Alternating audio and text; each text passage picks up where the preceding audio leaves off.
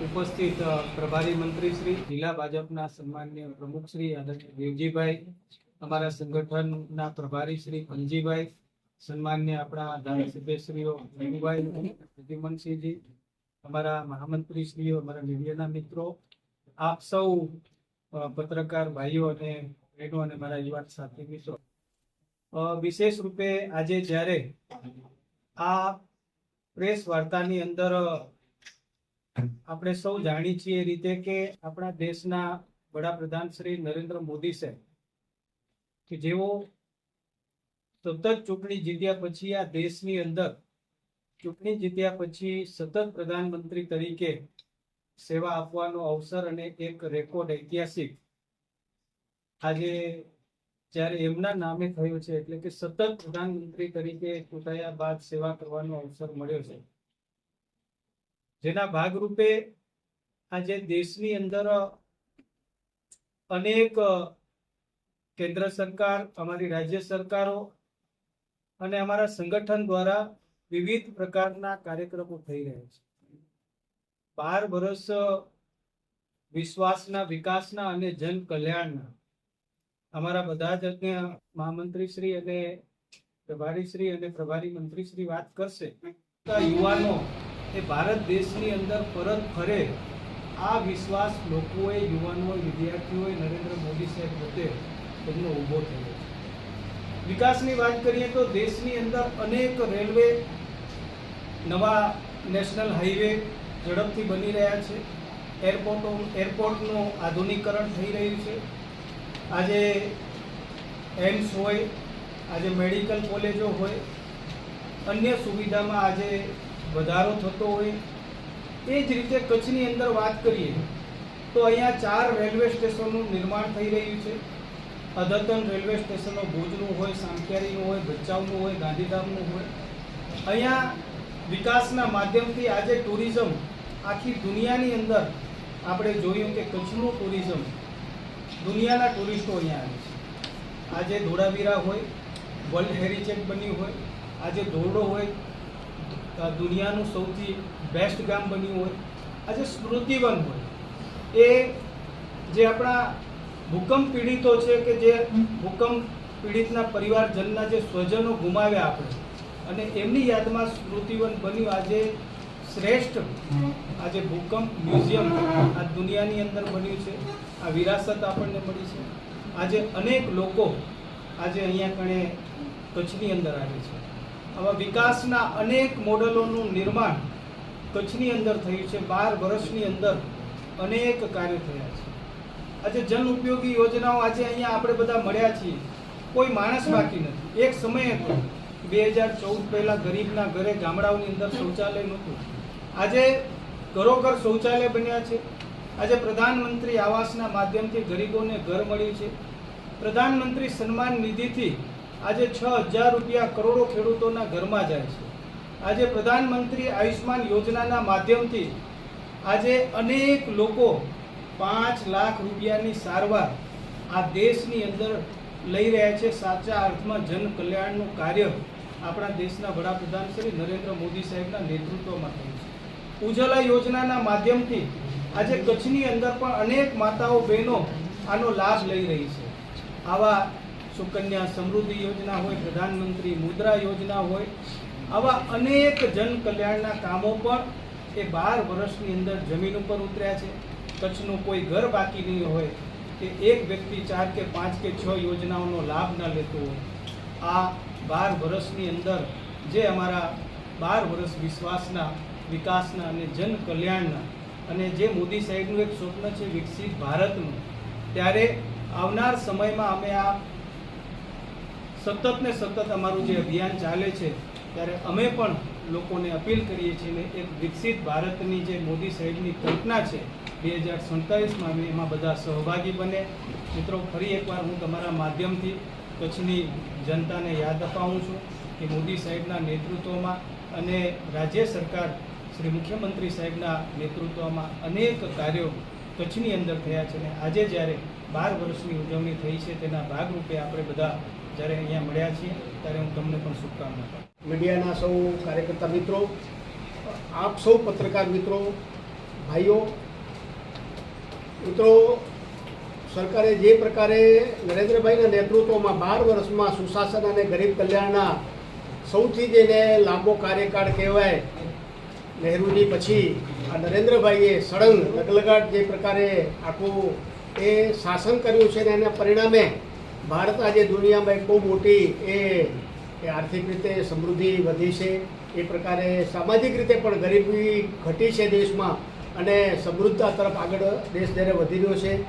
એ સંરક્ષણ ક્ષેત્રે હોય, એ સામાજિક રીતે એ નાના વર્ગને એ વધારે લાભ થાય એના માટેની યોજનાઓ હોય, સર્વ ક્ષેત્રમાં સાંસ્કૃતિક રીતે હોય, એ કાશ્મીરમાંથી 370મી કલમ એ ભારતીય જનતા પાર્ટીનું મૂળ જે કંઈ સિદ્ધાંતો હતા, જે વાતો હતી એમાંની એ પ્રકારે યુસીસી તરફ પણ આખા દેશમાં જે પ્રકારે પ્રક્રિયા શરૂ થઈ છે અને સમગ્ર જે ભારતીય જનતા પાર્ટીના મૂળ જે વિચારને લઈને જે કામ કરવાની જે કાર્યશૈલી એ અંત્યોદય સુધી ગરીબો સુધી પહોંચવાની વાત હતી, એવા સુશાસનના 12 વર્ષ જ્યારે આજે ભારતીય જનતા પાર્ટીએ નરેન્દ્રભાઈના નેતૃત્વમાં જ્યારે આજે પૂરા કર્યા છે, ત્યારે આપ સૌ પત્રકાર મિત્રોને પત્રકાર પરિષદ એ કરવા પાછળનું કારણ મૂળ એ જે પ્રકારે અત્યારે કાર્યક્રમો કરવાના છીએ મિત્રો, એ ઉજવણી પણ એ પ્રકારની છે કે જેમાં એ વધારે વૃક્ષો વવાય, વધારે સ્વચ્છતા થાય, વધારે ગરીબો સુધી પહોંચાય,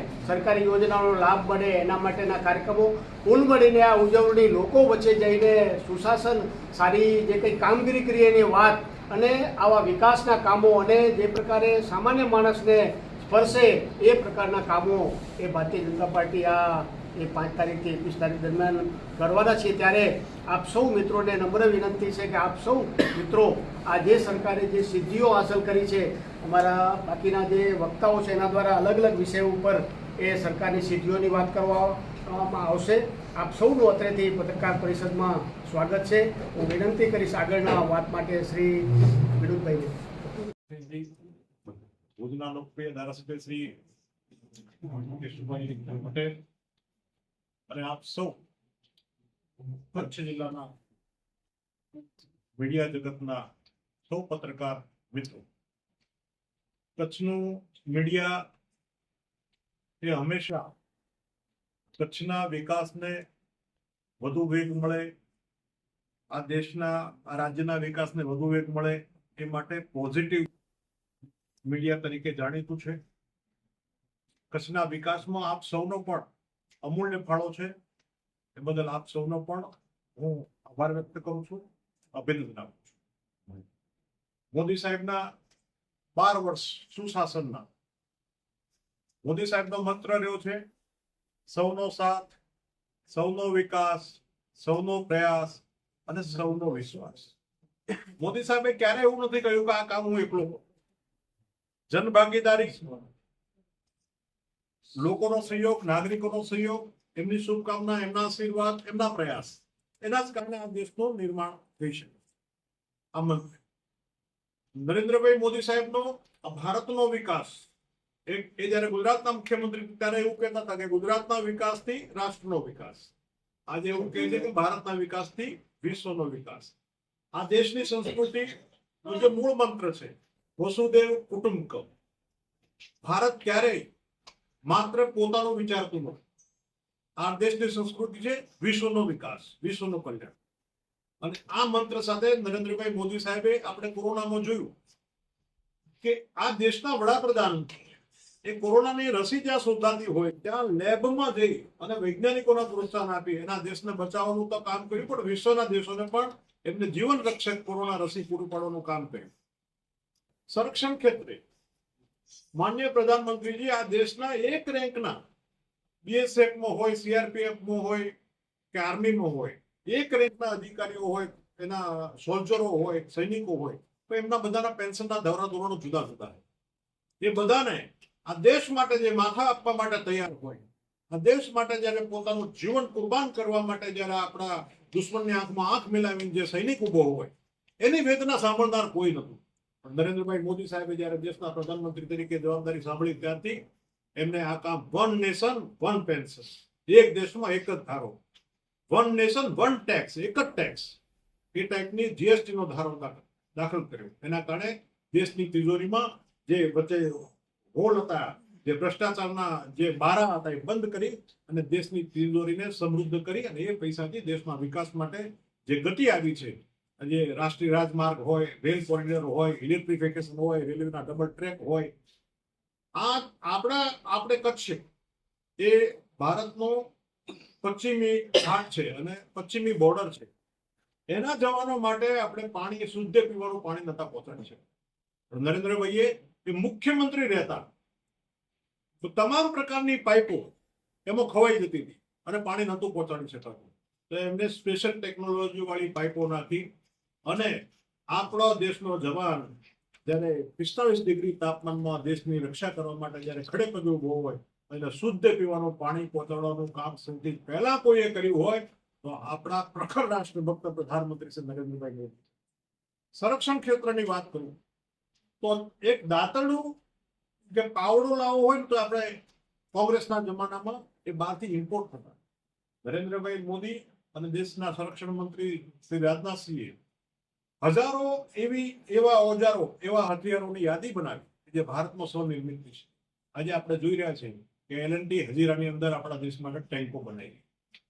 સંરક્ષણ ક્ષેત્રે ભારતને આત્મનિર્ભર કર્યો. અત્યાર સુધી આપણે ઇમ્પોર્ટ કરતા હતા, સંરક્ષણ ક્ષેત્રે આજે આપણે એક્સપોર્ટર બન્યા છે. તમામ ક્ષેત્રો, ખેડૂતને સીધો ડાયરેક્ટ બેનિફિટ, એના ખાતામાં સીધા પૈસા. આમ કરીને અત્યાર સુધીમાં લગભગ 5 થી 6 લાખ કરોડ રૂપિયાની બચત કરી છે. કેટલાય ભૂતિયા રેશન કાર્ડ ધારકો હતા, સરકારની યોજનાઓનો ખોટો બેનિફિટ લેતા હતા, એક લોકો 5 બેનિફિટ લેતા હતા. આ તમામને એક આઈડેન્ટિફાઈ કરી અને સાચા લોકો સુધી સાચી યોજનાઓ પહોંચે માટેનો પ્રયત્ન કર્યો છે. એવા અનેક પ્રકારના નરેન્દ્રભાઈ મોદીએ બહુવિધ વિકાસ, સૌનો સમતલ વિકાસ, સમરસતાયુક્ત વિકાસ, સમતાયુક્ત વિકાસ, આ પ્રમાણે એમને ધ્યાન આપ્યું છે અને એના જ કારણે કરોડો લોકોના નરેન્દ્રભાઈ મોદી ભારતવાસી 145 કરોડ લોકોના હૃદય સમ્રાટ બન્યા છે. અને આવનારા સમયમાં પણ નરેન્દ્રભાઈ મોદીની આ જ લોકપ્રિયતા સાથે આ દેશનું નેતૃત્વ કરશે એવો અમને પ્રખર વિશ્વાસ છે. આપ સૌએ અહીંયા આવી અને અમારી સૌની વાત સાંભળી બદલ આભાર.